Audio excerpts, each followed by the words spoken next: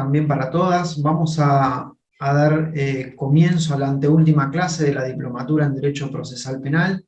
Y bueno, previo a arrancar con la clase específicamente y con respecto al contenido de ejecución, queríamos hacerle algunas precisiones respecto de lo que va a ser la evaluación y también respecto de lo que es la jornada adicional que hemos incorporado ahora hace unas semanas, que también ya les fue informada a todos ustedes.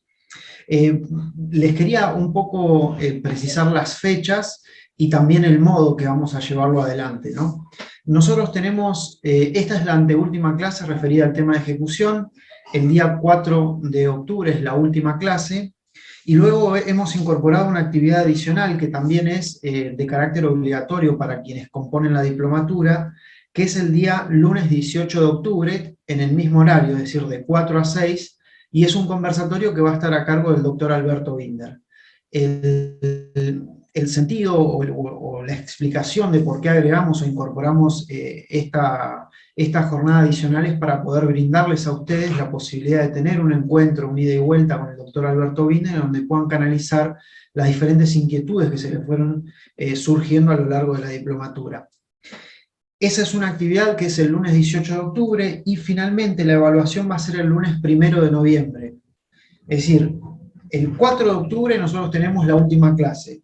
El 18 de octubre es la jornada del conversatorio con Binder y el 1 de noviembre, en el mismo horario de 4 a 6, vamos a desarrollar la evaluación final. La metodología les va a ser luego explicada en mayor detalle a través de un mail, pero va a ser en el horario de 4 a 6 seguramente, y vamos a utilizar el Classroom que nosotros, bueno, ya les hemos enviado la invitación a todos ustedes, para a partir de ahí hacer la evaluación que va a consistir en un múltiple choice.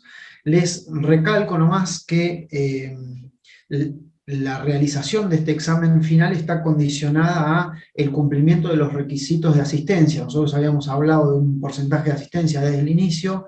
Ese se va a hacer una planilla final con quienes estén en condiciones de rendir el examen, y luego el examen va a ser bajo modalidad, les repito, múltiple choice, siempre por medio del Classroom. ¿Estamos? Después igual le vamos a dar más precisiones por medio de un mail que les va a llegar indicándole las fechas y el contenido.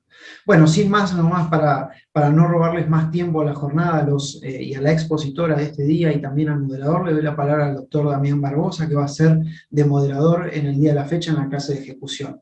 Muchas gracias a todos y a todas. Bueno, buenas tardes. Hoy tengo el gusto de presentar y moderar a dos amigos de la casa, el doctor Ignacio Fernández Camilio, que es abogado de la matrícula, docente universitario y secretario de Ejecución Penal del Instituto de Derecho Procesal Penal del Colegio de Abogados de La Plata, en primer lugar. En segundo lugar, la doctora María Luisa Bermejo, que también es docente universitaria y relatora del Tribunal de Casación Penal de la provincia de Buenos Aires. Así que sin más, ya para ingresar en lo que es la etapa final de esta diplomatura, le doy la palabra al doctor Fernández Camilio. Bueno, gracias Dami, gracias Gonza, y bueno, a Martín y a Mike también que hicieron posible y viabilizaron esta diplomatura junto al Colegio de Abogados y Abogadas de La Plata. Nada, es muy importante tener estos espacios. El tema que nos ocupa hoy es la ejecución penal, mirada de una óptica de la privación de libertad. La idea por ahí es introducirnos a lo que la ejecución penal significa, y por ahí adentramos a la participación que tienen las víctimas. Esto lo va a seguir Marisa, y la clase que viene va a adentrarse en profundidad luego junto a Dami en estos temas.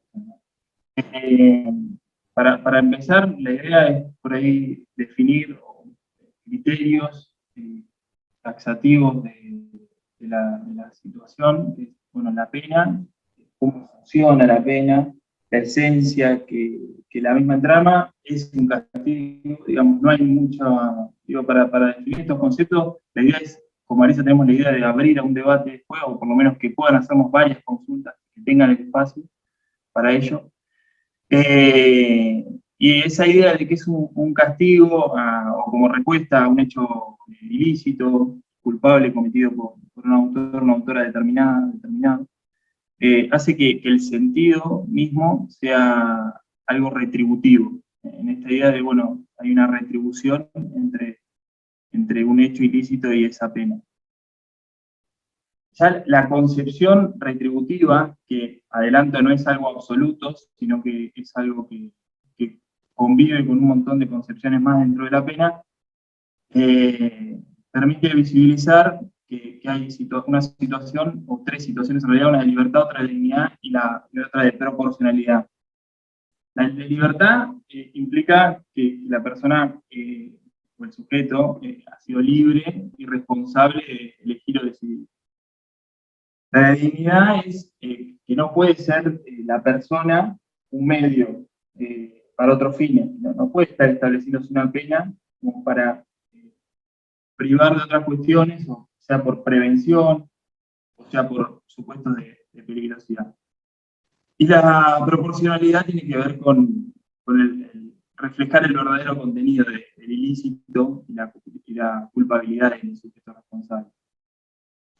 Ahora, cuando pensamos en la pena o en la ejecución de pena, no podemos reducirnos a la idea teórica de la pena, no podemos pensar en la idea retributiva, ni tampoco, o únicamente en esta idea retributiva, porque la realidad nos marca que, voy a por ahí circunscribirme a provincia de Buenos Aires, tenemos más de 50.000 personas privadas de la libertad, y cerca del 50% están privadas preventivamente. Entonces, esto un poco rompe con la idea origen o teórica de la pena. Y por ahí la idea que tenía de sintetizar un análisis respecto a estas cuestiones. Lo primero es la vulneración de un derecho constitucional, de una garantía que es, no sé, por ahí continuamente recetado y referenciado en fallos como el Berbinsky, o incluso el fallo de Berbinsky 2, que fue hace muy poco. Y después, cómo esta situación fue debilitando diversos institutos procesales. Y a su vez, digo, ese debilitamiento de los institutos procesales hizo o hace al debilitamiento del Estado de Derecho. Entonces, nosotros, digo, para poner en números la situación que tenemos, el último número que ubiqué es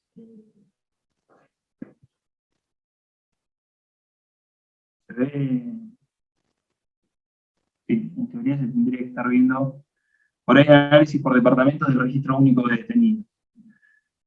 Y las cifras totales que son altísimas, son 58.300, pero el último estudio es del RUD, del registro único de detenidos, de 2019. No tiene en 2020 y 2021 datos públicos, todo lo que se está manejando, por ahí lo manejo con lo que es el informe del Comité contra la Tortura de este año, 2021, que no está digitalizado. Si se acercan a la comisión, lo pueden adquirir. Y el informe que hizo la Subsecretaría de Política Criminal de la provincia, del Ministerio de Justicia. Ahí lo que se da es que se habla de 51.000 personas privadas de la libertad y se redujo en un año 1.000 personas privadas de la libertad. Lo que no se cambió es el esquema de...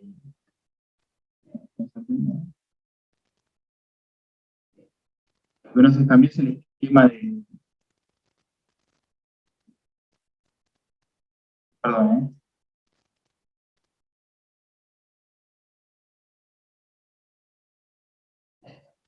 Lo que no se cambió es el esquema de trabajo, digamos, o estructural. Se va a seguir reproduciendo, por más que haya intentos políticos del Ministerio, la cantidad de encarcelamiento.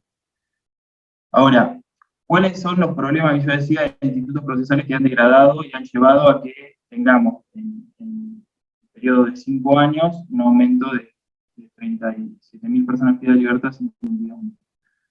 Y el principal, o lo primero que uno ve es la inserción del juicio abreviado, cómo el mismo incide en la práctica procesal. Por ahí lo han visto en otra de las clases, pero se hace como central trabajarlo en el esquema de ejecución de pena. Para eso lo que tengo, o lo que tenemos en realidad son los informes de la Corte y cómo trabaja el juicio abreviado en relación a los juicios orales. El juicio abreviado se está llevando puesto de una forma burda los juicios orales. Nosotros, por ejemplo, en La Plata estamos teniendo 600 juicios abreviados a relación de 200 juicios orales. Esto, bueno, ahí se tendría que estar viendo la relación de juicios orales, las condenas en juicios orales y las condenas en juicios abreviados. Esa situación, estos cuadros después los giro, son públicos, se puede acceder, no tienen dificultad. Pero es muy poco el análisis cualitativo que se da en la situación. Y ese análisis cualitativo hace, o por lo menos, referencia en varias cuestiones. Lo primero es la cantidad de personas que obtuvieron su libertad en relación con ese juicio abreviado. Porque esa situación nos va a dar un marco de las personas penadas que llegaron a su resolución de conflicto y tuvieron que resolverlo en un juicio abreviado.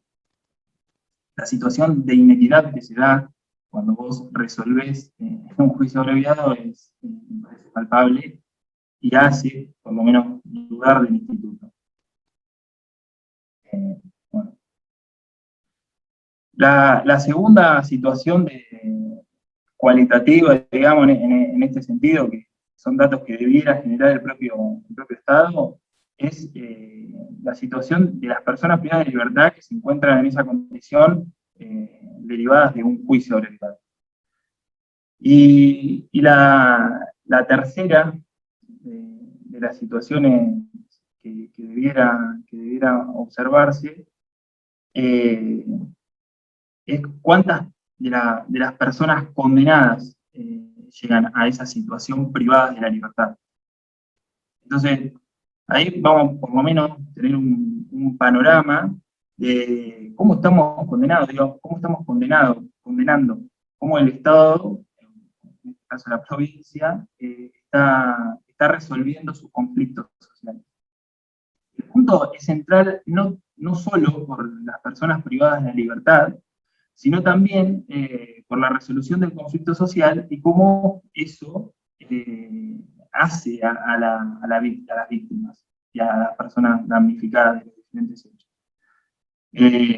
No todo es lo mismo. La permisión o las posibilidades de un juicio abreviado derivan en un montón de cuestiones. La primera, por ahí, es esta idea de no declarar contra sí mismo, ¿no? Este principio, esta garantía constitucional, que obviamente es permeada por el propio instituto. Entonces, ahí ya tenemos una forma, digamos, en la cual se pone una garantía en pos de mejorar los números.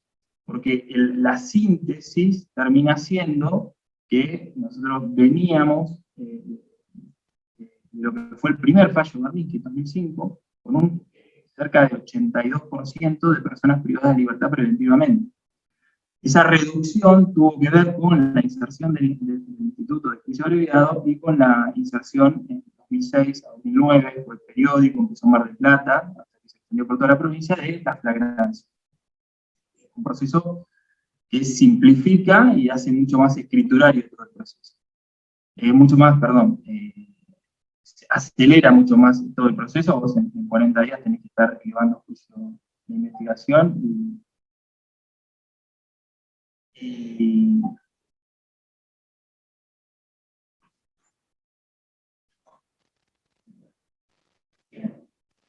ahí me están diciendo que no está funcionando bien internet, a ver si lo mejor. Bueno. Entonces, esa situación es la que deriva en otros análisis más de índole criminológica, porque digo, ¿qué es lo que pasa con todo esto? Y lo principal es que se está desvirtuando la función del derecho penal.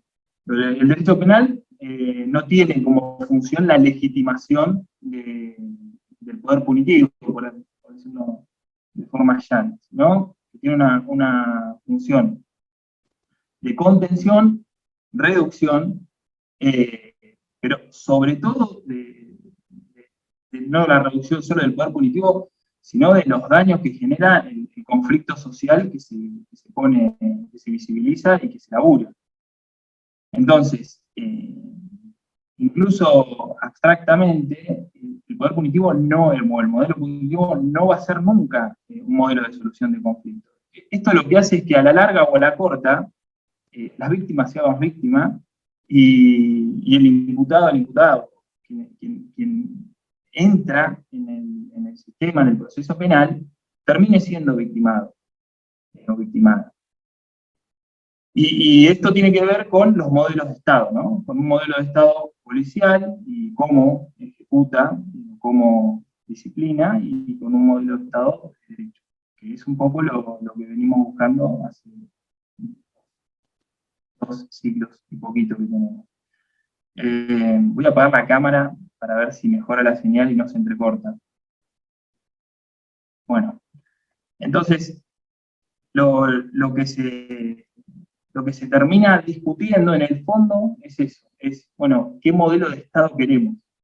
La pena, o sea, la pena en su función teórica, pero sobre todo en su función práctica, termina discutiendo eso. Porque es la síntesis del abordaje último que se dio un conflicto. Como saben, el derecho penal es la última ratio, es la última solución, es el último eslabón, la cadena de abordaje que tiene el Estado a un conflicto social. Si ese último eslabón únicamente piensa en penal, a como dé lugar, se van corroyendo y se van destruyendo, degradando las instituciones mismas, en su esencia. Esto no es menor, digo, la historia no existió forma, bueno, genial, no existió forma de que la pena funcione para algo, digo, en cuestiones colectivas se me ocurre el Tratado de Versalles, digo, cuando hay un conflicto de magnitud, si uno lo único que hace es ejecutar pena sin acompañar, y no solo a la persona imputada, sino también a la víctima, la única resolución que el poder va a tomar, el poder, esto es más en términos Foucaultianos, que es esa expresión o esa cuestión hasta refractaria que va a suceder cuando haya un conflicto social, es obviamente violenta. La violencia puede expresarse de diversas formas, puede expresarse en lo que puede ser un linchamiento, o puede expresarse en lo que son las cárceles actualmente. En la necesariedad incluso de ciertos sectores de la sociedad de que sea peor la situación en el contexto de encierro. Esto se vio palpable, o se graficó muy bien en abril del año pasado, cuando ante diversas noticias enseguida salieron a abuchar cualquier medida a favor, entrecomillándolo, de las personas privadas de la libertad. Ahora, ¿qué rol hace jugar el Estado a las víctimas? Bueno, esto es algo que no puede el Estado mismo abordar. El Estado tiene mecanismos, tiene oficinas desperdigadas por varios ministerios, que hacen atención o asistencia a la víctima, además del Ministerio Público Fiscal, que por antonomasia es quien debe acompañar a la víctima en su proceso, con un cuerpo integral que tiene además oficinas especializadas en Fiscalía General para abordar estos conflictos. El problema es que no se está llegando. No se está llegando a la víctima porque no se la está pensando como tal. se la piensa como una contendiente, una disputa, no se la piensa como una sujeta también que tiene garantías, que tiene derechos y a la cual hay que acompañar. No puede ser que el único fin que tenga la víctima es la búsqueda de condena o la búsqueda de pena. Y no puede pensarse un Estado encarando políticas públicas únicamente para poder avanzar en condena. Porque si no, no vamos a ningún lado. Y esto hace una degradación social que no termina nunca. Digo, así como hoy decía que el derecho penal de última ratio, la pena también lo es la última solución posible. En el medio hay todo un abanico de posibilidades que hacen a los funcionamientos como sociedad. Entonces, ante mayores niveles de crisis, mayor va a ser el nivel de punitivismo y mayor va a ser la degradación de las instituciones. Digo, resumiendo, ¿qué podemos hacer con todo este marco situacional? Lo primero es visibilizar esta situación. O sea, como decía al principio, no hay análisis cualitativo de la situación real. Si yo les traigo el informe que pasé recién, que es el informe de la Corte, que son las causas elevadas a juicio en 2019, y cómo tuvieron resolución, ya sea en juicio oral, y cuántas en juicio abreviado, cuántas fueron absolutorias y cuántas tuvieron condena, salta a la vista de que las personas privadas de libertad están llegando a esa situación por juicio abreviado. Pero no hay un informe claro que determine eso, así como no lo hay respecto de que el juicio abreviado se llegue en situación de privación de la libertad o en libertad. Lo segundo, una vez marcado el análisis, es empezar a pedir la modificación de los organismos de contralor del propio Poder Judicial. Digo, cuando se encuentra con esta deficiencia el Poder Judicial, lo que vemos es que tiende a pedir personal. Digo, es una modificación, si se quiere, táctica. Una modificación coyuntural que puede mejorar el funcionamiento del organismo que esté encarando un cúmulo que le excede al personal que tiene, pero que a la larga lo único que va a demandar es más personal, pero la situación no se va a modificar porque no hay una cuestión estructural que, con un análisis adecuado de la situación, permita tomar medidas eficientes a la necesariedad de cumplimentar o de cumplir con los principios y garantías que la ejecución de pena conlleva. Y ya no estoy hablando de los juzgados de ejecución, porque como dije al principio, esto no se reduce a los juzgados de ejecución penal, sino que se dirime desde que inicia una investigación penal preparatoria. Y ahí giro las estadísticas. La estadística sale de la Corte, la estadística de juicio abreviado y juicio oral. Por último, digo, la inserción de la víctima en esa situación con las leyes nuevas o novedosas de nación y de provincia tampoco modifica la situación. Modifican el artículo 83, establecen criterios de acompañamiento a la víctima, que son fundamentales, pero de fondo lo que uno lee es, bueno, están insertando a la víctima en las restricciones de libertad. Porque la ponen a la víctima, en vez de realmente acompañarla, a dirimir esa situación de libertad de la persona condenada. Así como también la ponen a avanzar en el proceso. Digo, ahí está como la situación de selección estatal de los conflictos que quiere llevar adelante en materia punitiva, y lo que queda afuera, esa selección que el Estado realiza en el avance, que tampoco está determinada y tampoco está informada. Digo, la Fiscalía General de los departamentos judiciales no está diciendo, miren, este año vamos a ir por estos delitos, por esta situación. Digo, también es muy silvestre el asunto. Esa situación, digamos, tampoco está resuelta. Ahí lo que giramos es un material que tiene que ver con la palabra de las personas privadas de la libertad respecto a la ley de ejecución penal. Es un material, digamos, que no tiene que ver con el examen final de esta diplomatura, pero que sí tiene que ver con una visión que se termina generando desde el propio contexto de encierro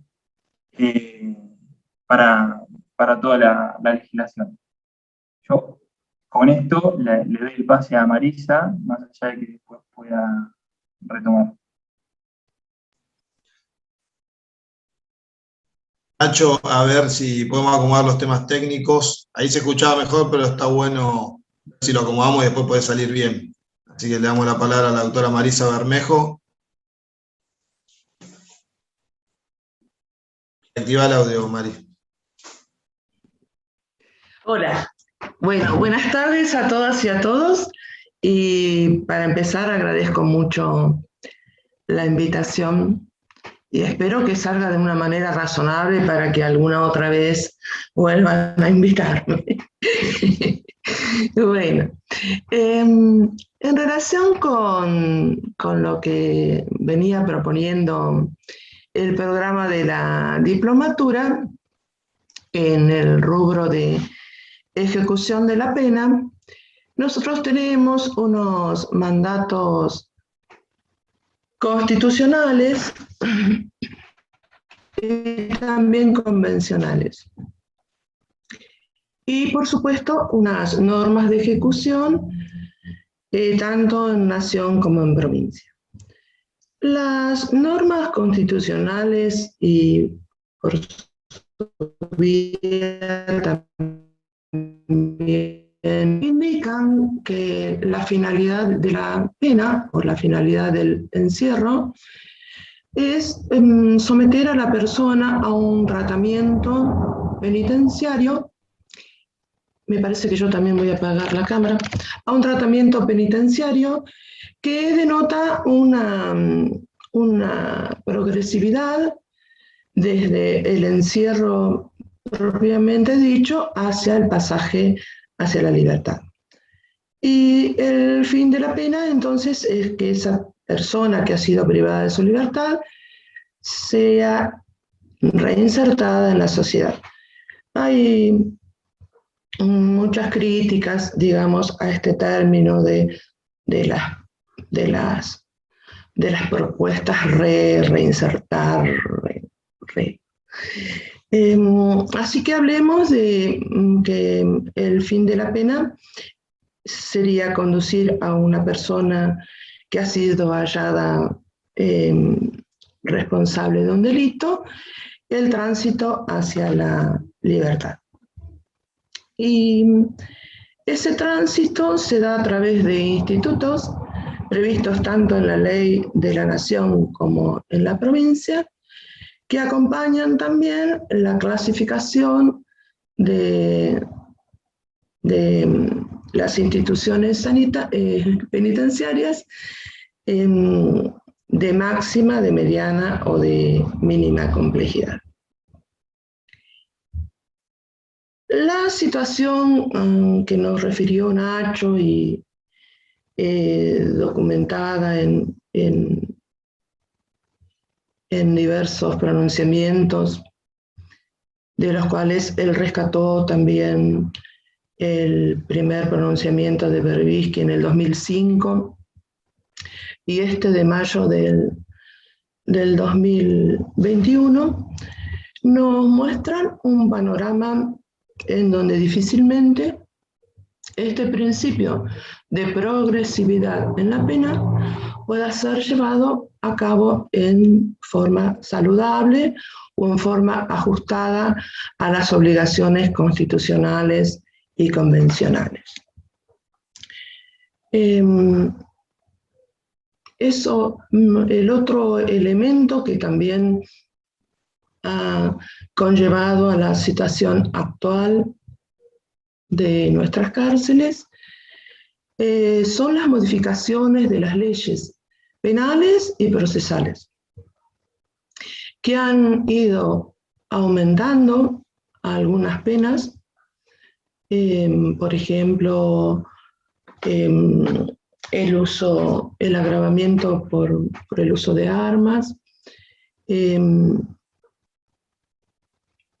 Otras limitaciones a las excarcelaciones en sede de la provincia, y también, digamos, la última modificación en el año 2017 de la Ley de Ejecución de la Nación, que ha convertido a algunos delitos como inescarcelables, o al menos que las personas que han sido condenadas por esos delitos no van a acceder al Instituto de Libertad Condicional.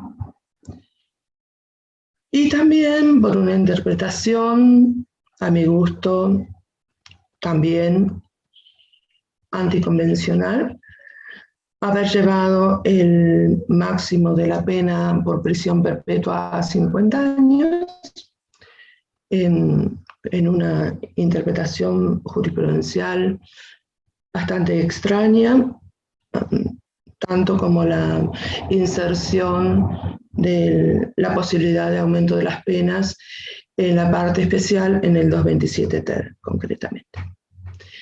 Esto arroja que la pena a prisión perpetua esté cotizada en 50 años. Con lo cual, esta situación, la que describía Nacho, sobre las formas de los juicios, el juicio abreviado y también el aumento de las penas, hace que este hacinamiento que convierte a las penas en ilegítimas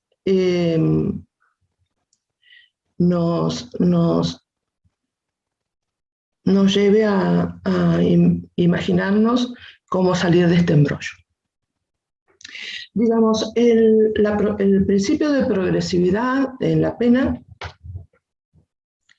que acompaña a este fin establecido tanto en el Pacto de Derechos Civiles y Políticos como en la Convención Americana sobre Derechos Humanos,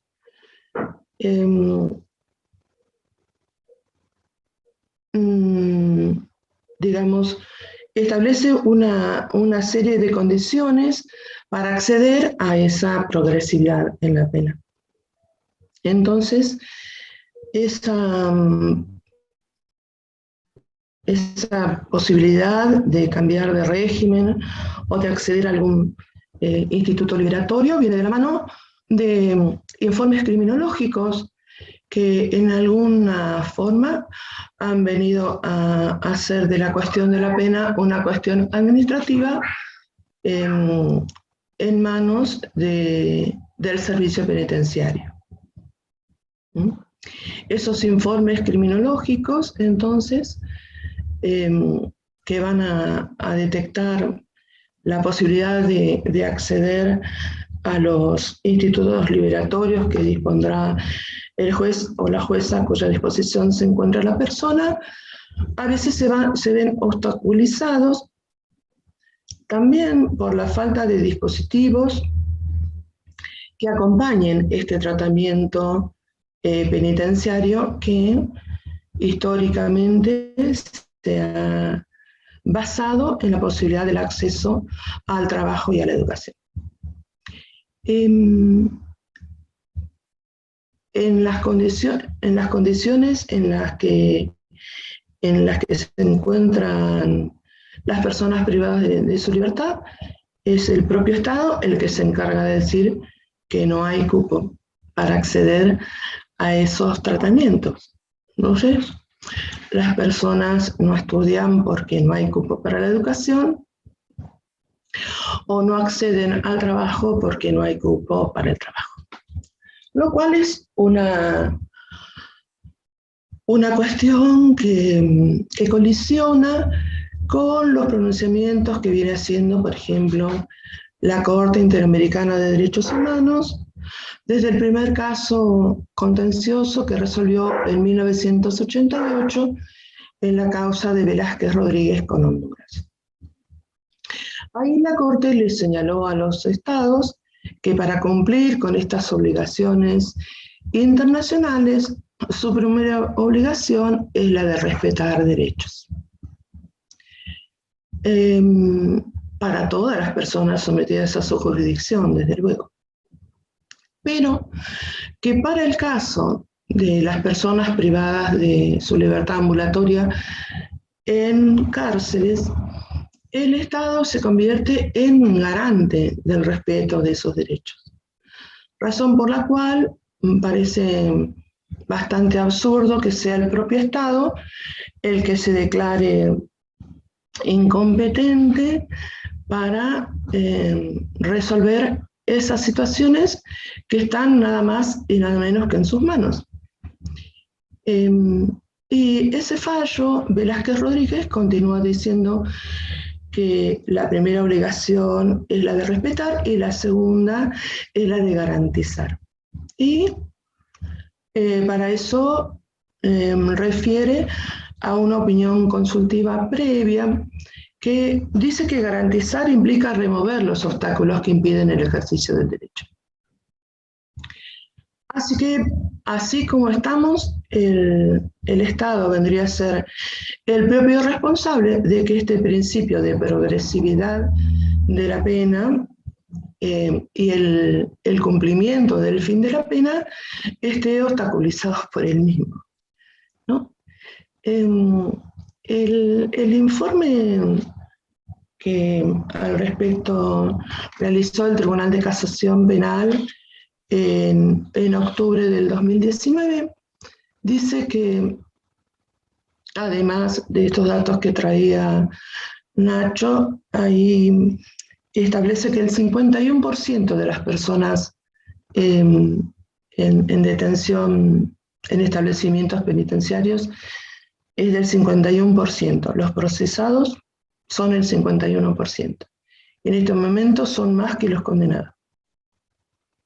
Y de esa población, el otro dato importante que trae ese informe, y después si quieren lo podemos acompañar o pueden acceder a él, lo que informa el jefe del servicio penitenciario, Xavier Areces, es que no ha habido aumento del personal penitenciario, por lo cual estas personas, o sea, el personal penitenciario, que sería el encargado de realizar ese tratamiento penitenciario para el cumplimiento de aquel fin de la pena, resulta superado por la cantidad de internos que actualmente tienen nuestras unidades.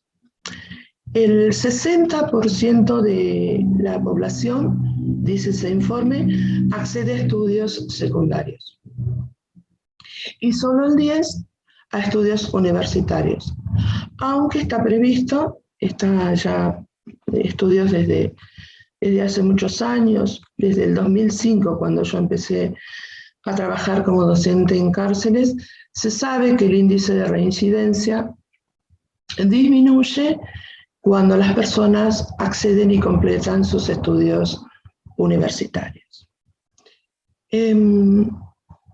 Digamos entonces que este fin de la pena, que es someter a una persona a un tratamiento penitenciario, ubicándolo con estas dos herramientas básicas, que son educación y trabajo, no son cumplidas por el Estado. O lo son de manera insuficiente.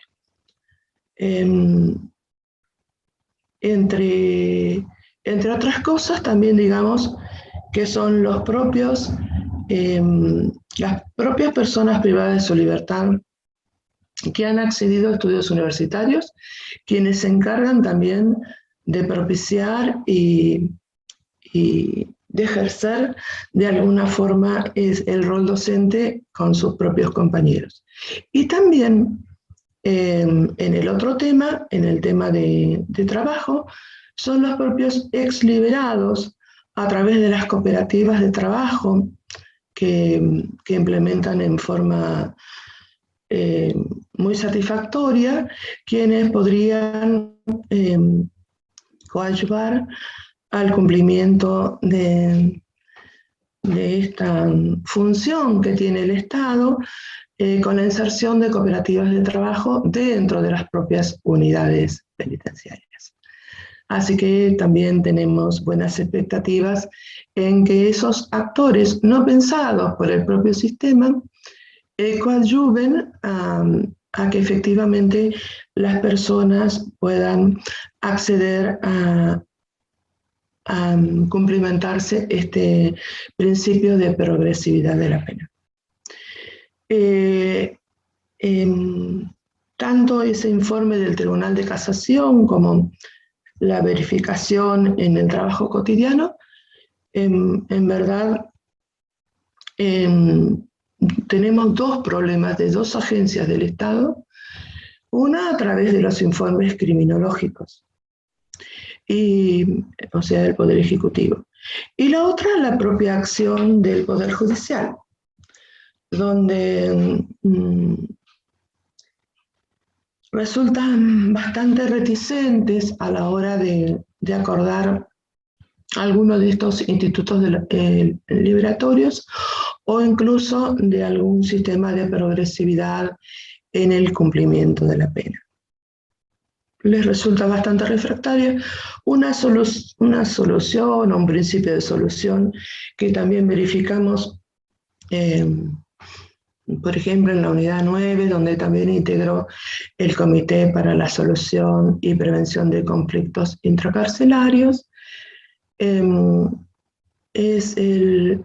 ¡Ay! Se fue Barbosa. Es que... acá está. Es que se han empezado a cumplimentar algunos aspectos que eran negativos de los informes criminológicos, posiblemente la nueva redacción de la resolución 530 sobre informes criminológicos nos esté dando una mano en ese sentido. Por ejemplo, en no considerar como valor negativo cuando las personas no acceden a la educación, si es que han solicitado acceder a eso, pero la institución carece de cupo. Y lo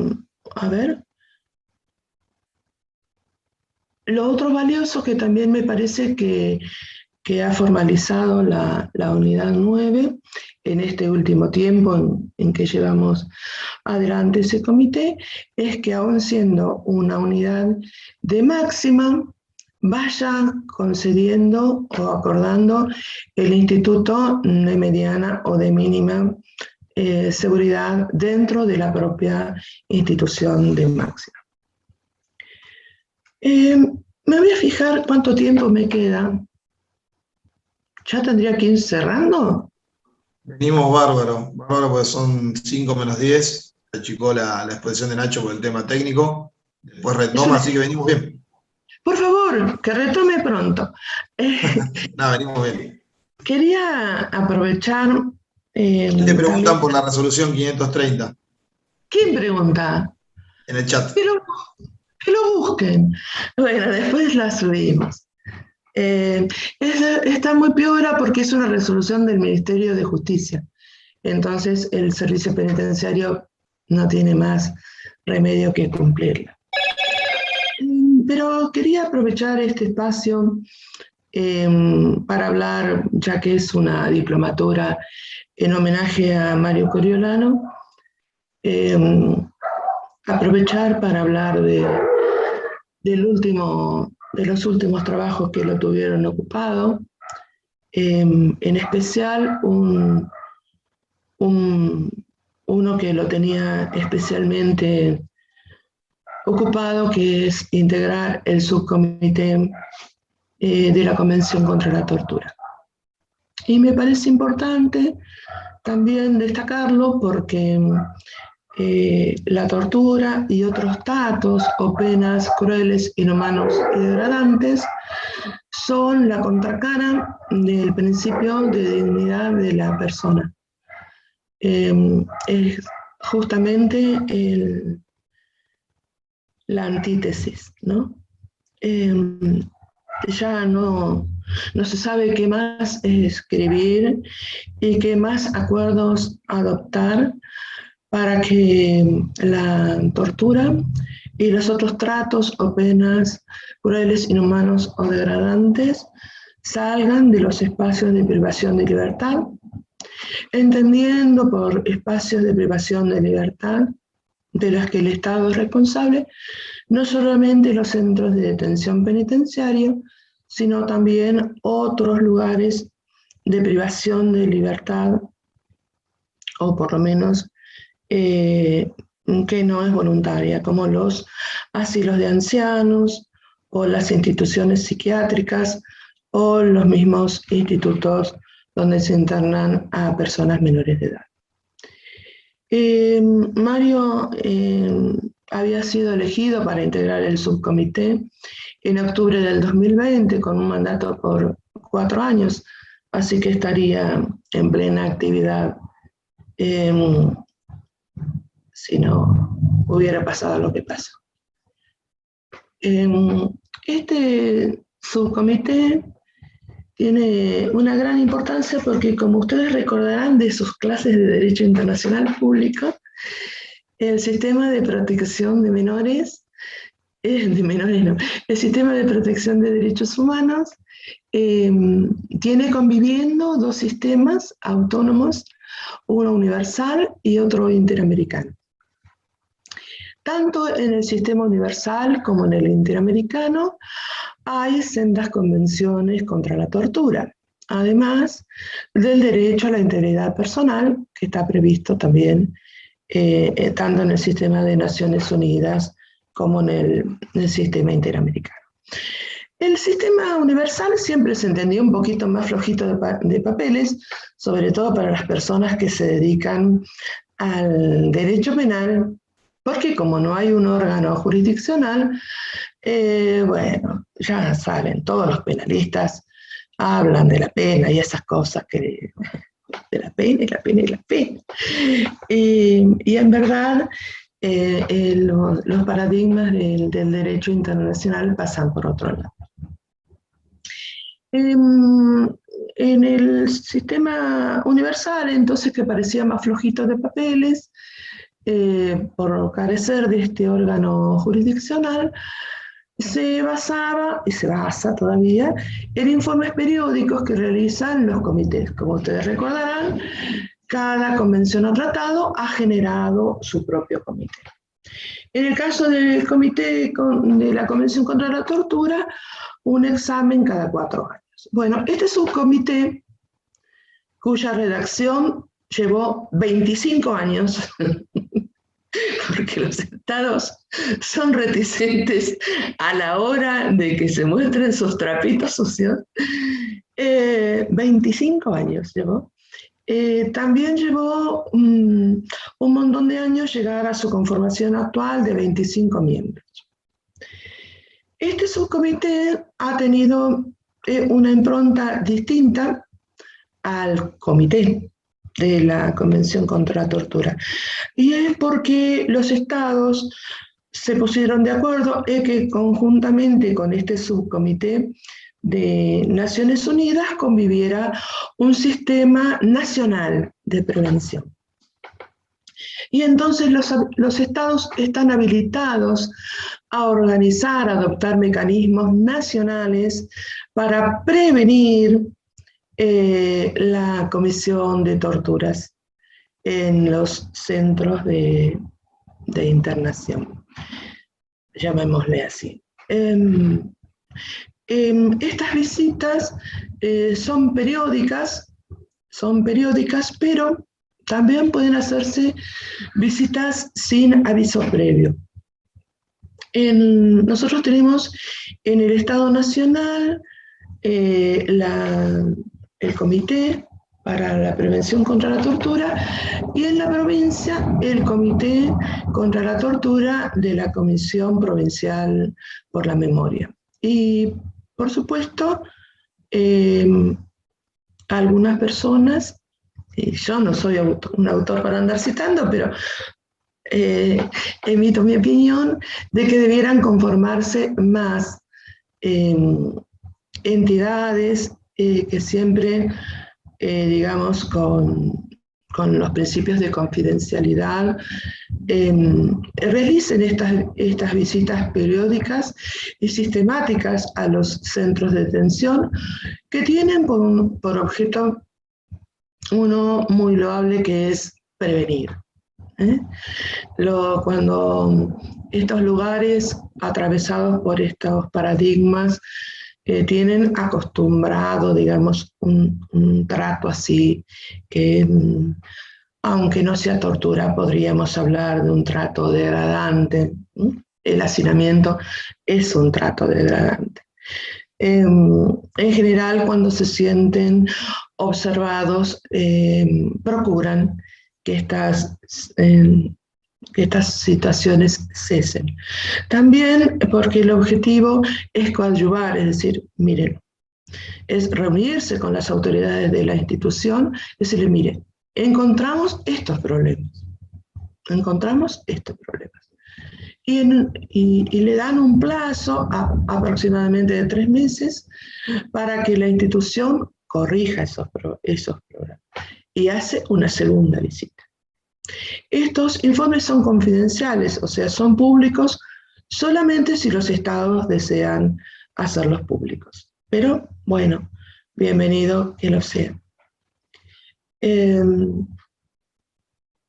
¿Lo escuchamos a Nacho otra vez?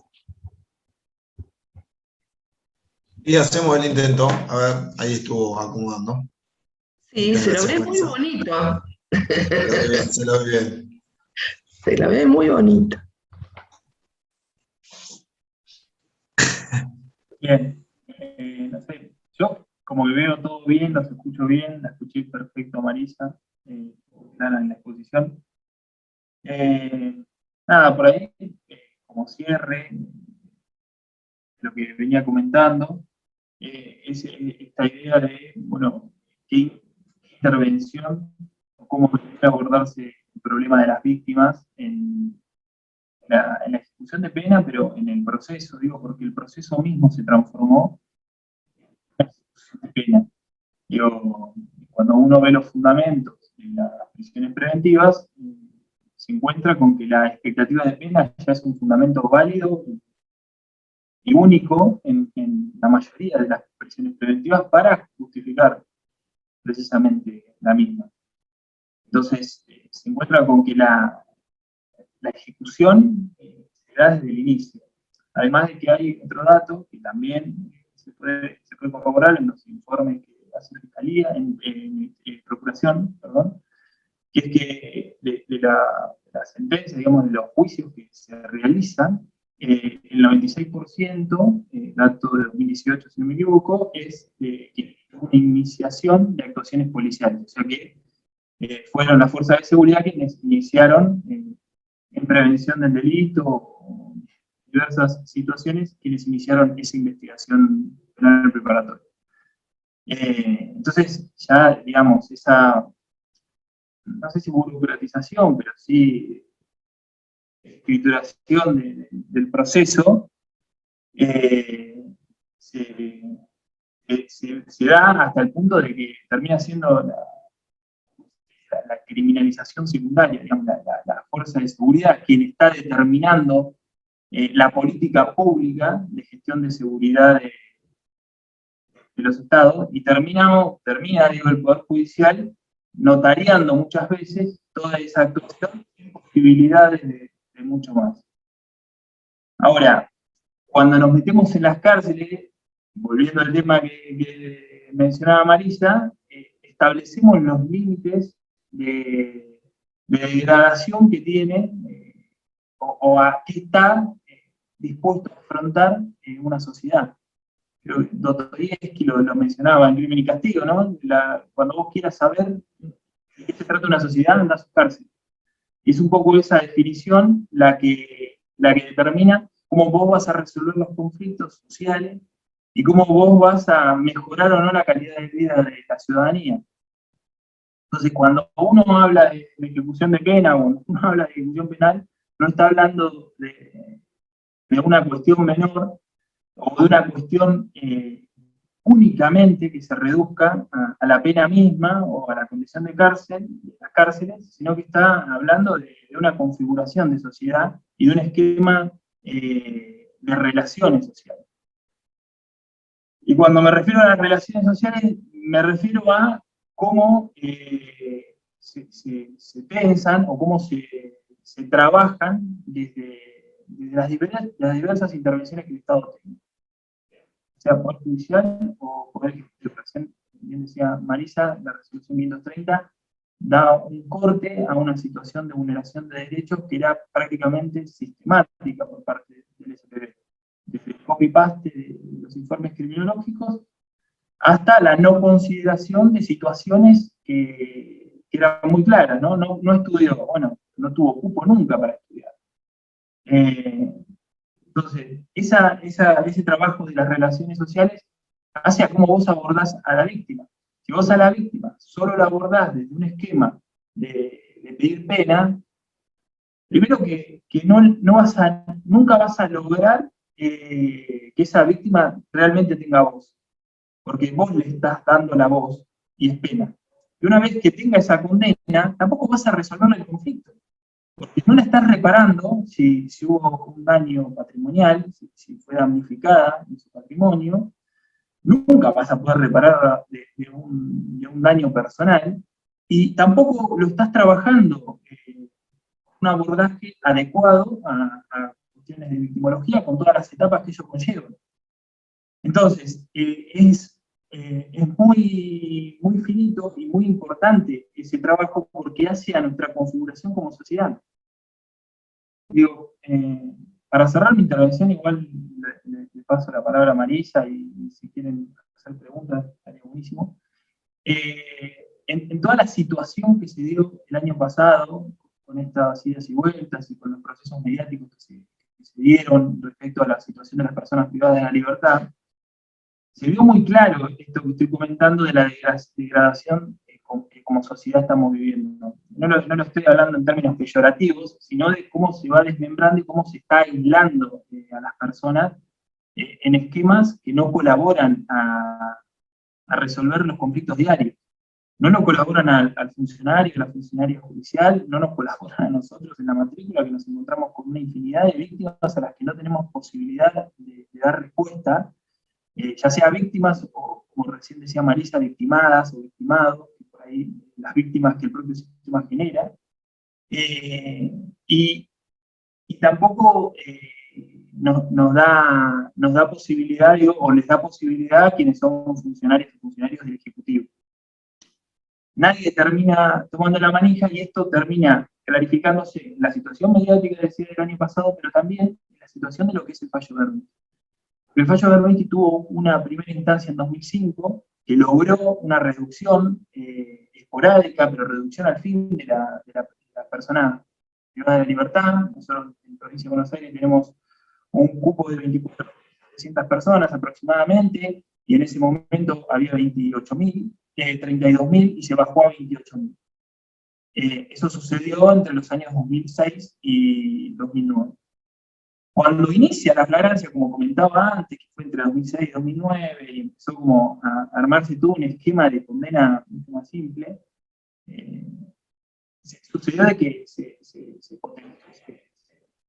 llegó a 37.000 en 4 años, en 6 años, de 2009 a 2015 nos encontramos con 37.000 personas privadas de libertad.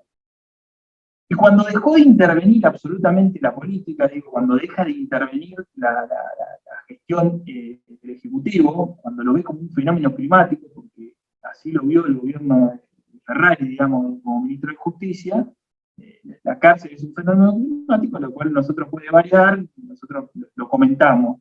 Sucedió de que se fue de 37.000 a 52.000 personas privadas de libertad, porque cuando se agrava o se daña mucho más el esquema de relaciones vinculares, de relaciones sociales, obviamente crece exponencialmente. ¿Y eso qué hace? Eso hace que la ejecución de pena sea inviable. Vos estás ejecutando pena de forma victimaria. Vos sos victimario de la ejecución de la pena porque hay un 53% aproximadamente de la población privada de libertad que no tiene cama, que no tiene dónde dormir. Tenemos todos los pabellones que tienen un cupo de 4 o 6, con 12 o 10, 15 personas. Ya se hace tortuosa la situación en algún punto, o como mínimo vejatoria. Esa situación, ¿cómo se resuelve? Bueno, todavía no tiene resolución la situación. La Corte de la Nación, en el fallo Berbinsky II, como se suele decir, estableció que el problema era colectivo, porque lo que había hecho la Corte de Provincia con la presentación de los defensores que acompaña el propio Mario Coriolano, y que la propia Casación también acompaña con un informe minucioso de toda la situación, no había dado respuesta.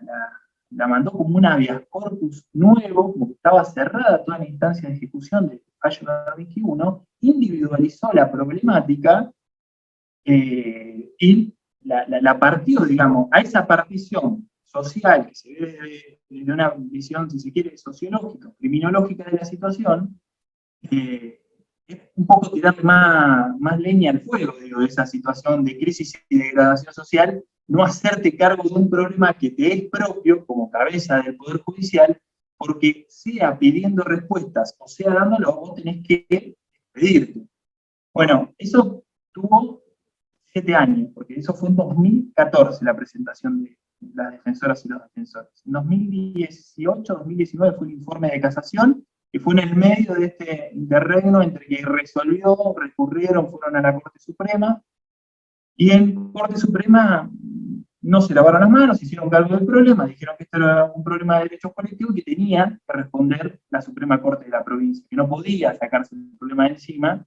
Y bueno, y ahora estamos en una situación que la Suprema Corte tiene eso para resolver, pero no se vislumbra siquiera una posibilidad de modificación estructural que permita mejorar la situación.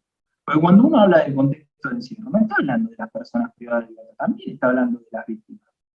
Porque, digo, el Estado expropia la acción penal, pero ninguna víctima le desearía en su sano juicio eso a otra persona. Y digamos, esa situación hace que sea inviable cualquier conciliación. Entonces, cuando al principio decía que termina siendo retributiva la pena en sí misma, el conflicto, en vez de ser composicional, tratando de componer o recomponer una situación social, termina siendo, no sé si bélico, pero al menos contencioso. Y no hay resolución cuando hay competencia. Porque cuando se está compitiendo y buscando un resultado final, cuando se pone como zanahoria de la resolución del conflicto la pena, el resultado es nefasto, digamos, porque es un resultado que ya vimos. Por eso comentaba hoy, creo que si no lo comenté, lo comento, el Tratado de Versalles, cuando lo pone como zanahoria, cuando lo pone como ganancia, la situación de, bueno, vamos a condenar a Alemania, igual la sociedad alemana, ¿qué hizo? Se organizó y respondió. Entonces, ¿por qué? Porque se termina dando esta degradación social o estos esquemas de circulación de poder terminan empoderándose en contra de una resolución que les es manifiestamente injusta.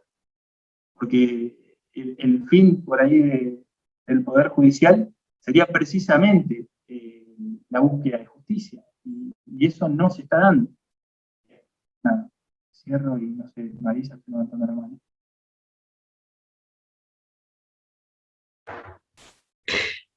Sí, es así de aterrador, como decís, Nacho. Un principio de solución, pero que todo el mundo se espanta del susto, es uno que propone la Corte Interamericana de Derechos Humanos en una cárcel que no me voy a acordar el nombre, pero esa resolución la toma en su informe el Tribunal de Casación Penal y que habla de la compensación de la medida en que la pena se ha tornado injusta o ilegítima. Las condiciones de detención actuales han tornado al menos una parte de esa privación de libertad en ilegítima. Sigue siendo pena, pero es ilegítima. Entonces la Corte Interamericana prevé compensar en el cómputo de la pena esa parte cumplida en forma ilegítima. La Corte Interamericana incluso habla del 2 por 1, que en Brasil ni existía. ¿Se imaginan acá traer el 2 por 1?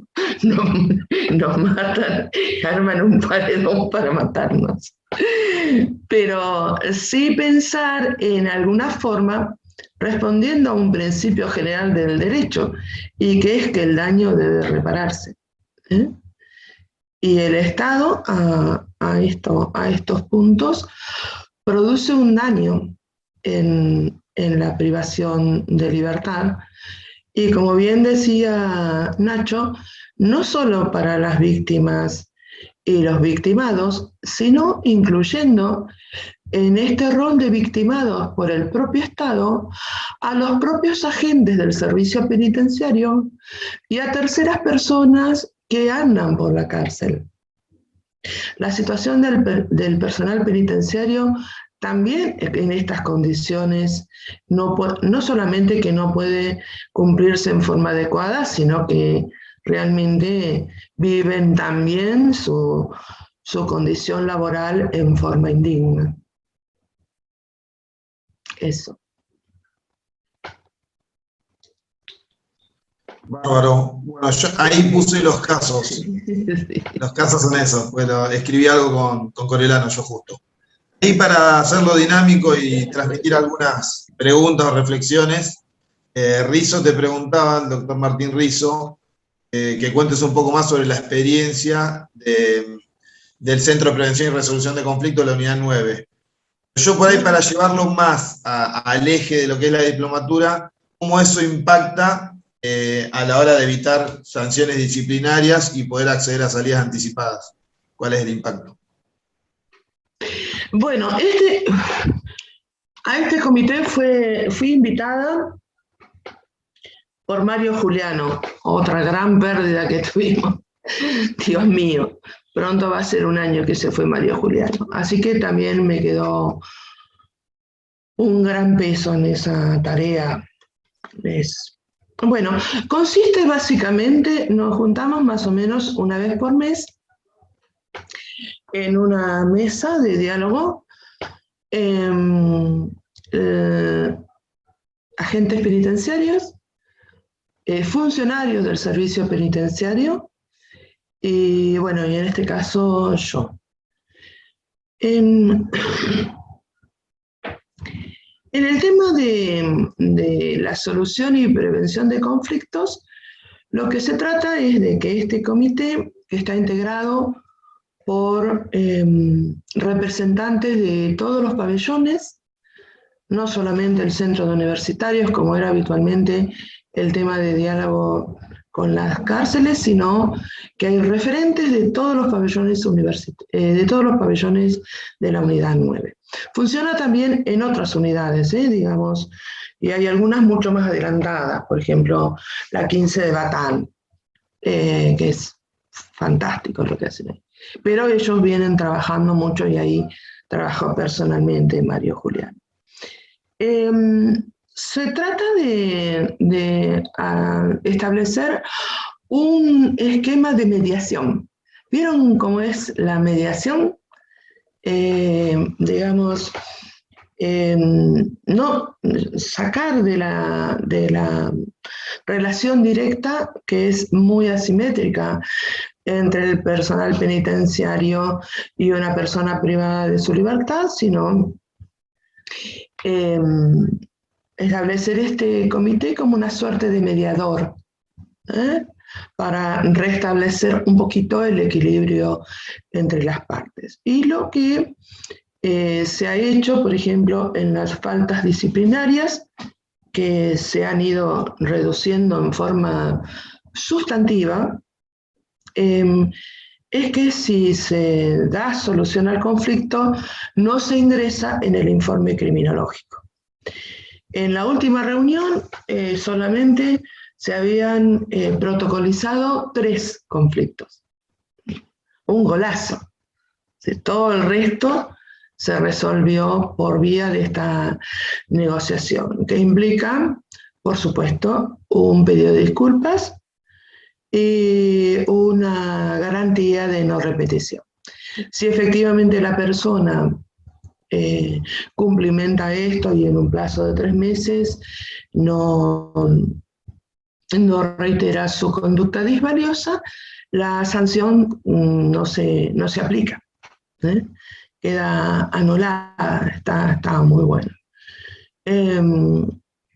Todavía nos falta pulir algunas cosas propias del sistema, por ejemplo, esto de la falta de respeto. La falta de respeto entre adultos, por favor. Salvo la agresión inmotivada, bueno, siempre es inmotivada, pero que a veces, cuando uno alcanza a escuchar ese acto de agresión, salvo que haya una lesión, digamos, física, con un puntazo, con él. A veces es un llamado de atención, se produce muchas veces en los pabellones de admisión, donde la persona hace eso, o para que lo trasladen, o para subir a un pabellón, ¿no? Entonces, si logramos saber cuál ha sido la causal de este reclamo en términos de comedidos, y podemos mediar el conflicto, se soluciona. Bueno, yo aproveché ese espacio para, así como nos juntamos una vez por mes con el comité, armamos un circuito de alfabetización jurídica que lo hacemos todos los martes, y ahí estamos llevando en este momento el tema de cooperativas, y otro tema que queremos llevar, pero vengo fracasando. Así contamos los fracasos. En una cuestión coadyuvante al tema de los cupos de educación, que sería llevar el plan fines al establecimiento penitenciario, y que muchas personas privadas de su libertad, por tener más del 50% de la carrera universitaria, están habilitados para ser de docentes.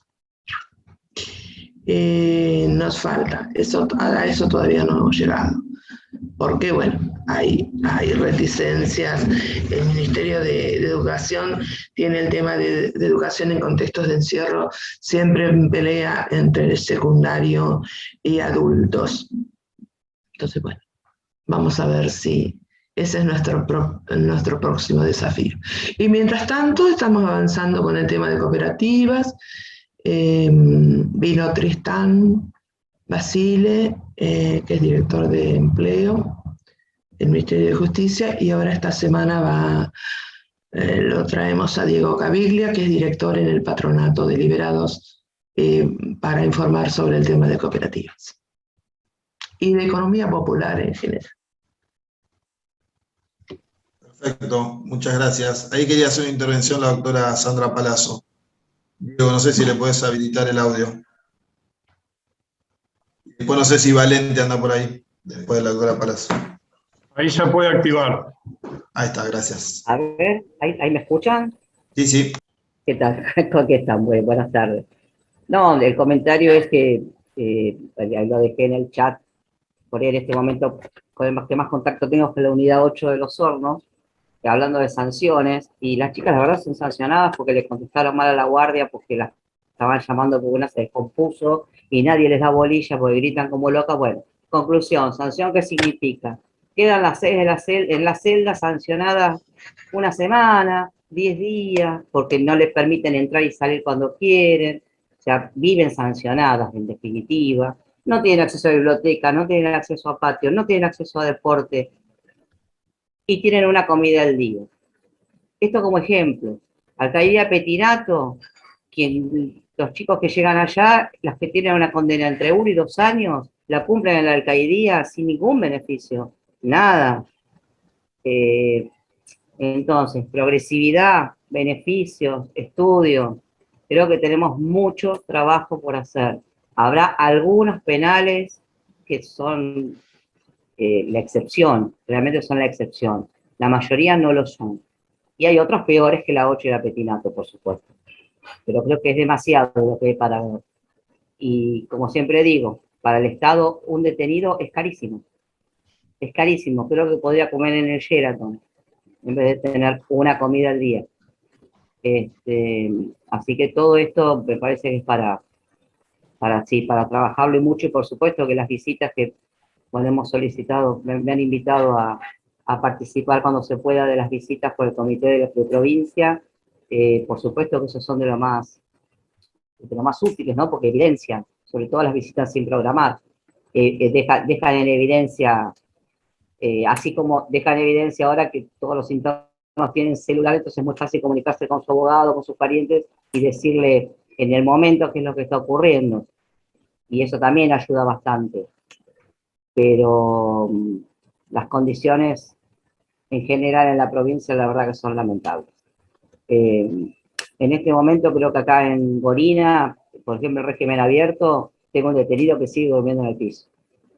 Pasó casi toda la condena en Petinato y los últimos 3 meses en Gorina durmiendo en el piso y sin comida. Esas son las condiciones. En teoría está todo fantástico. Fantástico, pero la realidad es esta.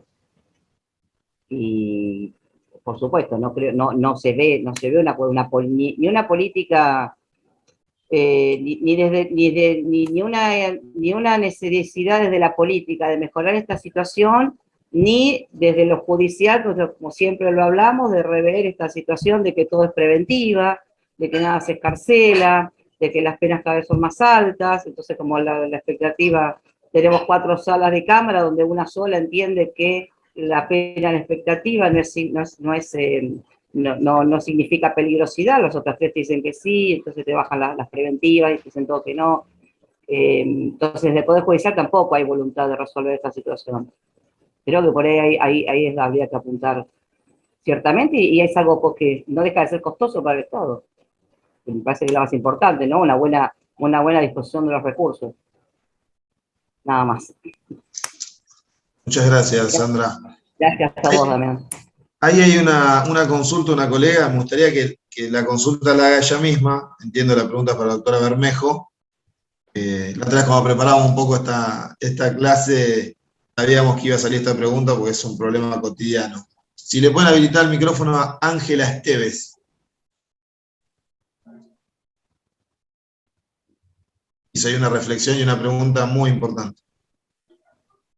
Ahí puede activar, por favor. Ahí está. Buenas tardes. Ahí está. Muchas gracias. Nada. Bueno, la pregunta y la reflexión era el tema de los cambios de regímenes. O sea, hoy por hoy los jueces se niegan todos los beneficios, gente con excelentes informes criminológicos, viables desde todo punto de vista, pero no tienen acceso a la progresividad de la pena por el cambio de régimen. Entonces, ¿cuál es la solución? O sea, yo estoy tratando, el otro día incluso hablando con otros abogados penalistas de la zona sur, de hacer un amparo contra el servicio penitenciario a los fines de que me garanticen el acceso del preso a esta situación. Pero la verdad que se me está escapando, sinceramente, aún con la experiencia que tengo, se me está escapando de las manos.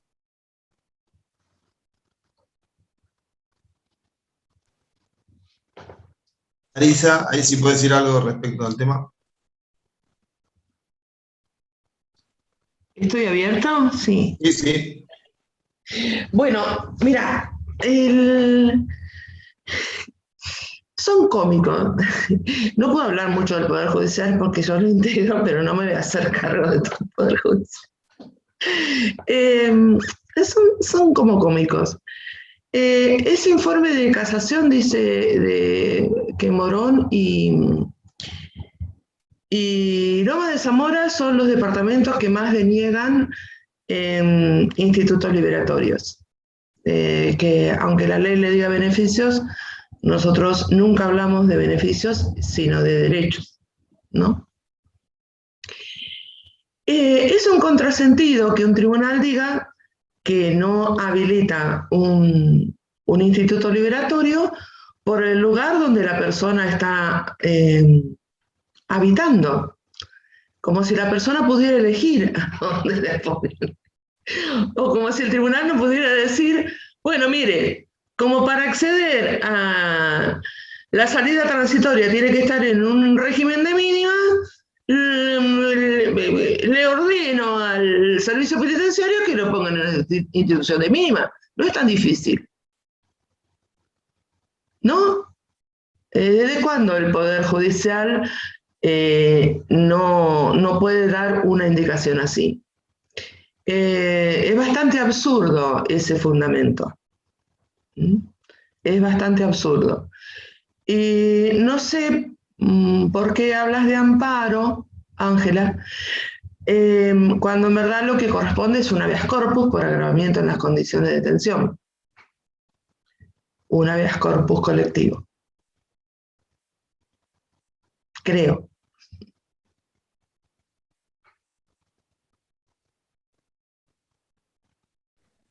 Bueno, Ahí se puede activar, Ángela. Doctora, mencioné amparo porque en los casos en los que yo estoy llevando, básicamente los jueces han ordenado al servicio el cambio de régimen de todos los penados que tengo y el servicio no ha contestado ninguno de los requerimientos y estoy hace 1 año y medio pidiendo los cambios con negativas de transitoria, asistida y condicional.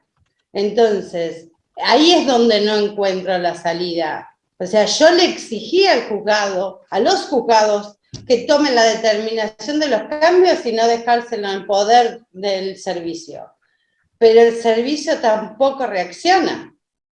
Entonces, se me ocurrió, por eso a usted que por ahí está más experimentada que yo, se me ocurrió un amparo contra el servicio penitenciario bonaerense. No, en todo caso lo que corresponde es una denuncia por incumplimiento de los deberes de funcionario público y desobediencia. Ok, voy a optar por eso entonces. A ver si lo hago más rápido. Borren esta parte. No, pero lo que corresponde es una denuncia. Es una denuncia penal, porque hay un incumplimiento y una desobediencia. Ok, muchísimas gracias, doctora. Decile que te dijo Nacho. Una pregunta para el doctor Fernández Camilio. ¿Y cambió algo después del fallo denominado Berbisky 2? ¿De grosso modo cambió algo? No, como a priori no se modificó absolutamente nada. Para hacer una correlación de hechos, en el medio de Berbisky 2 se dieron otras secuencias, como mencionaba Marisa, la resolución 530, que modificó los informes criminológicos en cierta medida, y que a pesar de que el 90% previo a la resolución 530 eran desfavorables, se modificó a un 70-30, si no me equivoco, pero igualmente siguen siendo iguales los rechazos, o sea, el porcentaje de rechazo. En abril del año pasado se interpuso una medida colectiva por más de estas personas privadas de la libertad que la Corte de la provincia individualizó de igual forma.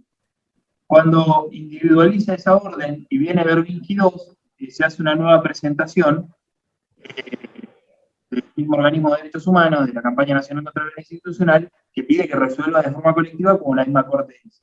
En ese momento las defensorías generales de la provincia empezaron a mandar síntesis de qué había pasado en ese año con todas las presentaciones que habían realizado con medidas a favor de las personas privadas de la libertad, sea cese, moriferaciones y demás, y el resumen es que entre un 10 y un 15% de respuesta favorable. La resolución, respondiendo un poco a lo que decía la doctora, es del Poder Judicial, y es precisamente de la Corte que adecua los criterios a la situación real. Si la situación real impone que no puede cambiarse de régimen, que no hay cupo, el que tiene que adaptarse es el Poder Judicial, porque no es que el Poder Judicial puede encarcelar indiscriminadamente, a pesar de que no haya infraestructura, y tirar la pelota afuera cuando tiene que resolver y decir, no, bueno, no cambió de régimen, no se cumple la progresividad, no le podemos conceder la medida. Y por otro lado, bien cortito, cuando hablaban de los comités que se están formando en distintas unidades, hay dos cuestiones puntuales en lo que es la judicialización de la pena privativa de libertad que por ahí son interesantes, que uno es el fallo Romero Cachamex, si no me equivoco, que es de 2004 a 2011, primero falla Juzgado de Ejecución de Mendoza, en 2011, si no me equivoco, falla la Corte Suprema, que establece parámetros en base a la 24660, la Ley de Ejecución Penal Nacional, pero que abona a la judicialización de la pena privativa de libertad también en Provincia de Buenos Aires desde ya. Y otro es una presentación de la Comisión Provincial por la Memoria, del Comité contra la Tortura, respecto a los traslados indiscriminados. En 2009 sacaron un registro de que en promedio una persona en privado de la libertad era trasladado 13 veces en un año. Esto también era vejatorio y también tiene que ver con las arbitrariedades que mencionaba del servicio penitenciario, que no siempre condena, pero a veces con la falta de respeto terminan trasladándote y terminan haciendo esa secuencia de movimientos. Lo importante que tienen los comités y el trabajo de los comités es la mediación, y precisamente en contextos cerrados y vinculares, establecer caminos de diálogo, mostrando de que no hay amigos y enemigos, sino que hay personas que pueden tener su diferencia, pero que tienen que solucionarla. Y lo importante también de eso es la visibilización de la situación, porque todos dicen, no, cuando van los jueces les preparan la unidad, la acomodan toda. No, pero si los jueces irían todos los días, en realidad si hay intervención estatal o pública todos los días en las unidades, la prepararían todos los días. Y funcionaría como debiera funcionar. Y es un poco eso lo que viene a poner en eje los comités de resolución de conflictos. Pero respondiendo a Martín, no hubo modificaciones después de 2022, solamente una mesa de diálogo en la cual únicamente se convocó a la Defensoría de Casación y no a los defensores finales que hicieron la presentación, ni tampoco a organismos que se presentaron como partes en el pedido.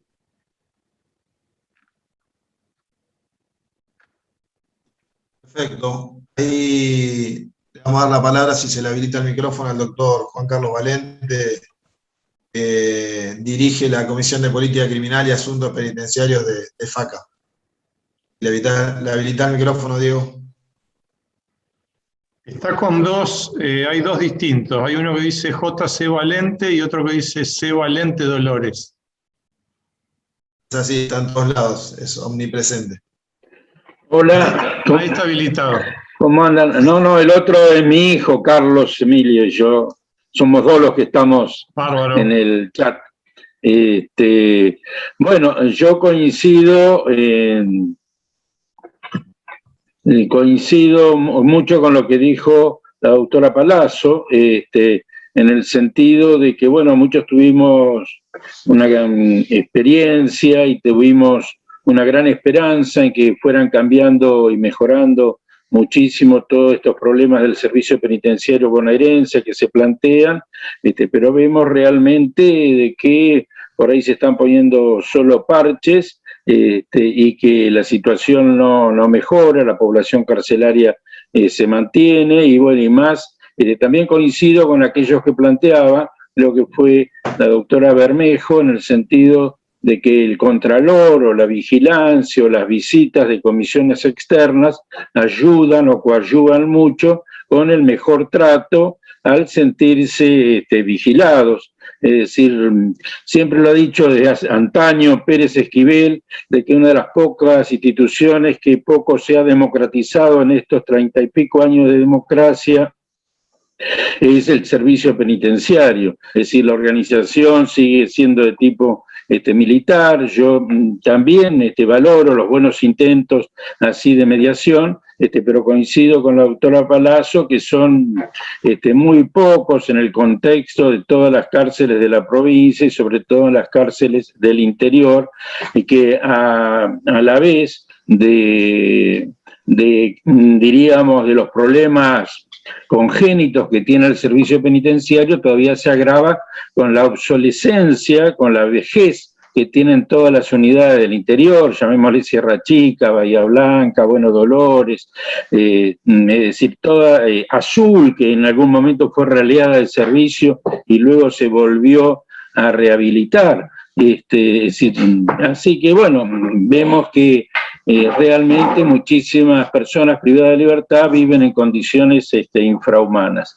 Pero, y bueno, con la agravante de que con este tema de la pandemia, muchísimas de las comisiones que solíamos ir a visitar, tenemos prácticamente vedado el acceso, con la problemática de que somos personas de riesgo, con que los presos también son personas de riesgo, y que en general yo creo que la visita permanente, el auscultamiento de lo que sucede en las cárceles, alguna vez algunos le llamó a transparentar los muros, hacen realmente una gran obra en el sentido de que, bueno, el sentirse vigilado, por lo menos en Morillera, el tema del maltrato, que a veces, como también se dijo por ahí, no solamente es físico, sino muchísimas veces ese tema de que se planteaba por ahí, de que falta de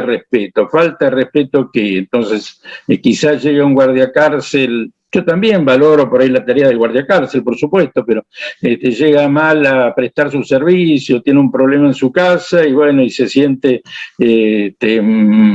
mal interpretado, maltratado por la persona, o por ahí, bueno, sin entrar en otras variantes que a lo largo de los años, ustedes verán que tengo algunos, uno lo ve casi cotidianamente, sin hablar por ahí del peaje o de el alojamiento en mejores condiciones, o el dormir en el piso.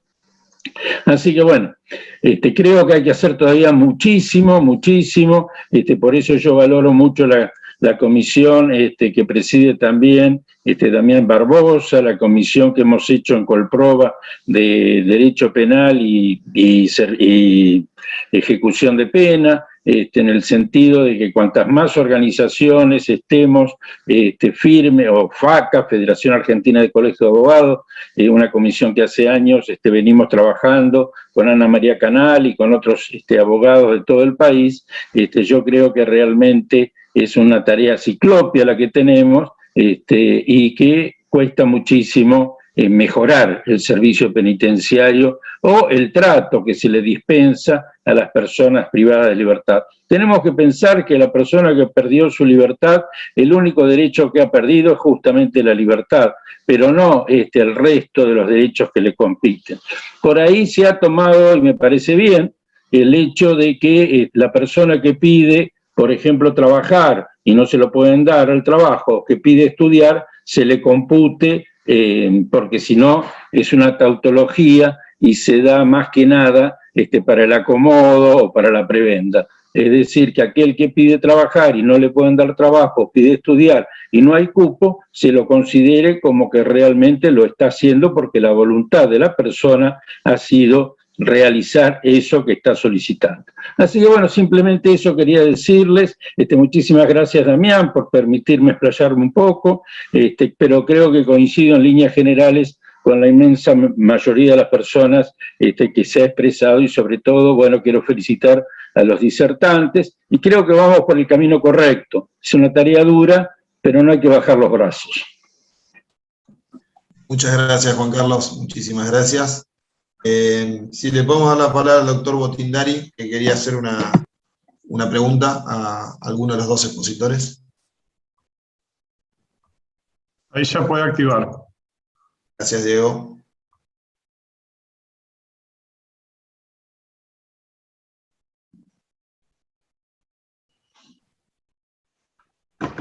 Está sin video y sin audio, no sé por qué no activa. No sé si le llega la solicitud.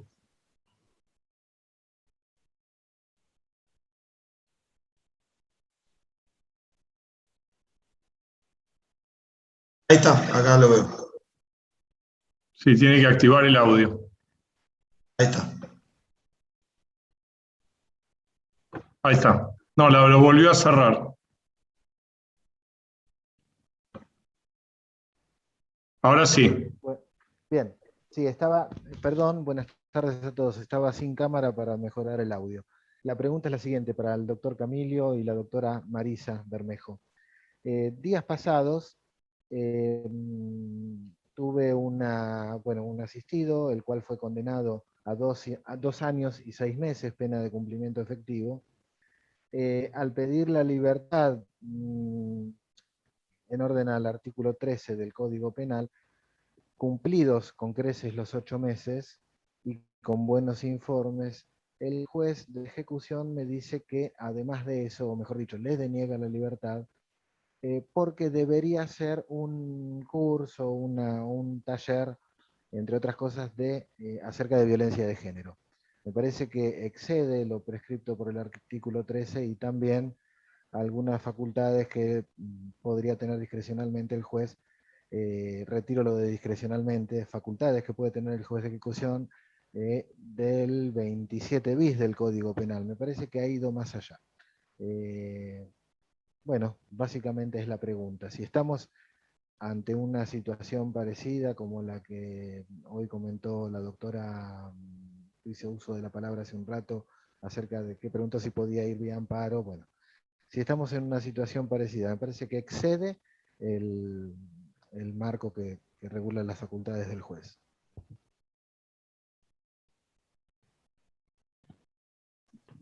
Perfecto, muchas gracias. No sé si Marisa o Ignacio, ¿quién de los dos la quiere contestar? Nacho, así después yo lo corrijo. Bueno, bien.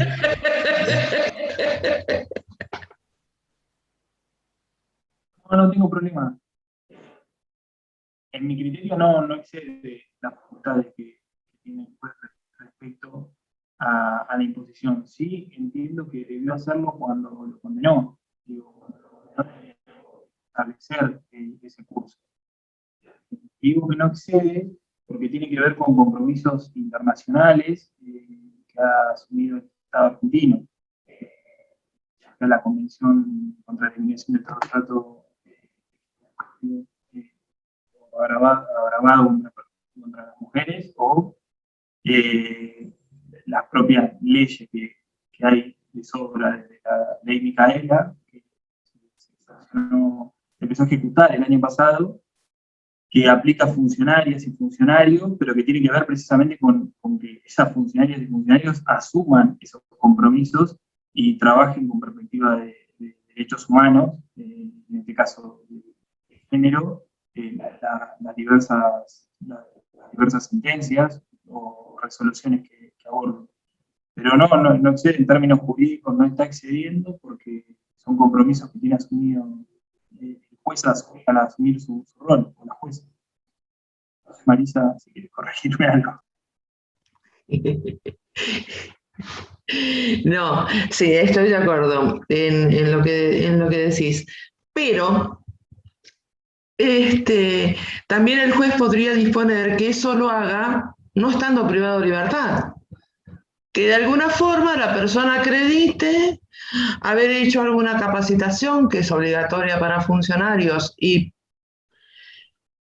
acá lo está tomando casi como una pena adicional, aunque sea su facultad, de no haberla impuesto de entrada, podría hacerlo con la persona en el espacio de libertad y que la persona lo pudiera acreditar de diversas formas. Esas son soluciones que a veces el Tribunal de Casación, antes cuando hacía otras cosas, por ejemplo, disponía que la persona hiciera un tratamiento para la adicción o para el alcoholismo. Bueno, muy bien, pero eso lo puede hacer estando en libertad y acreditarlo de alguna forma, en forma ambulatoria. No hay por qué, digamos, establecer... es como si fuera un accesorio. Y precisamente, si la persona está en condiciones de acceder a la libertad condicional, le puede poner esas condiciones. Mire, yo le otorgo la libertad, pero usted tiene que acreditar que en el término va a cumplir. Ahí hay un comentario de Osvaldo Echepare sobre, sí, Directamente lo dejaron preso, aunque después Casación, si es el mismo caso, Casación le dio la libertad, porque si la pena estaba cumplida ya no se le pueden poner condiciones. Es más, yo pienso que en ese espejo, en ese cachito que deja el sistema, que es cuando la persona accede a algún instituto liberatorio, donde se le pueden poner condiciones. Una vez que obtuvo la libertad por agotamiento de pena, ninguna condición más. Pero bueno, proponelo. Pero decirle que te dijo Nacho. No, es exactamente como lo decís, digamos, la pena no tiene un fin en sí mismo. Precisamente esa situación de desobediencia implica otro delito. Digamos, debe laburarse, debe trabajarse de otro estadio. Pasa que, bueno, entramos como en situaciones tan... Pero no puede ser evidente. Nacho, Apuntes a la facultad la tiene, pero no tiene por qué eso ser coaccionante a el otorgamiento de la libertad. Ya. traslado yo también una pregunta / reflexión sobre esto, me sumo al debate planteado por el doctor Botindari, porque también me pasa con una sobreactuación o sobredimensión que hay respecto a los temas de género. Yo me pregunto, ¿no hay comunicación entre el patronato de liberados y los órganos jurisdiccionales? La otra vez lo planteé en una causa similar. ¿No saben que el patronato de liberados tiene un programa de masculinidades? Que tiene capacitaciones, cursos sobre temas de género. No se puede fijar como una condición, como bien está planteando la doctora Bermejo, y no acordarse al momento de resolver que no le fijaron eso. Una persona, o sea, en una unidad penitenciaria en la cual, escuchando a todos los demás, no hay comida, no hay colchón, no hay trabajo, no hay estudio, pretendemos que haya un curso de género. No sé, lo traslado como una pregunta o como una reflexión.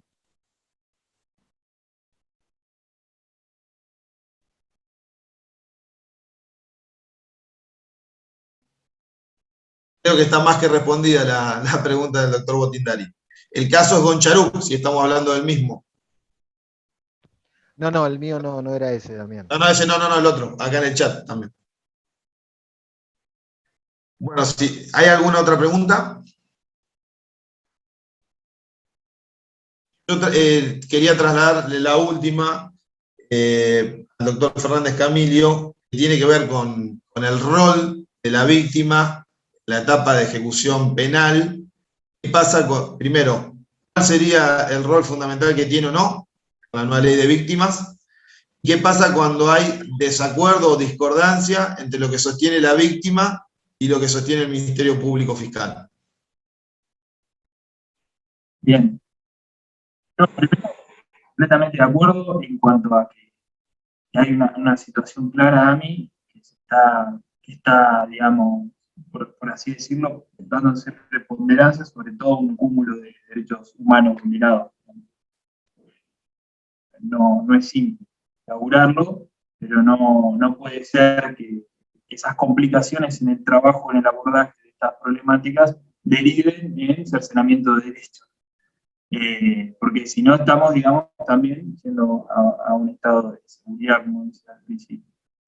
Y respecto a la discordancia, bueno, la ley de víctimas recién salen ambas, digamos, recién salen hace unos meses. Todavía siquiera se terminó de construir los abogados y abogadas de la víctima. Va a ser algo que se va a dirimir en la práctica y haciendo una prognosis de lo que pueda suceder y teniendo en cuenta los antecedentes que tenemos en respecto, hasta creo que está dando cabida a la víctima. Es muy difícil además porque llegás con una víctima que no fue acompañada de forma real. Digo, la propia ley de víctimas prevé un abogado habla de un acompañamiento integral, pero no establece cómo se va a realizar ese acompañamiento. Y a veces los abogados, las abogadas nos arrogamos un montón de ciencias que no poseemos. porque más allá de que abordemos psicológicamente un montón de clientes y clientas, no tenemos esa instrucción como la puede tener una psicóloga. Es complejo pensar las regulaciones de honorarios que están estableciendo y que vamos a estar tratados al Ministerio de Justicia y lo que establezca, pero en términos estructurales se ve al menos complejo esa situación. Y vamos a desasnarnos en la práctica, como no puedo tener una respuesta definitiva porque no lo hemos vivenciado de esa forma, no con la participación que se busca. Sí, con los particulares damnificados y damnificadas, yendo con la acción, llevando a juicio diferentes casos, pero con la víctima oponiéndose a una libertad que quiere dar el fiscal, no.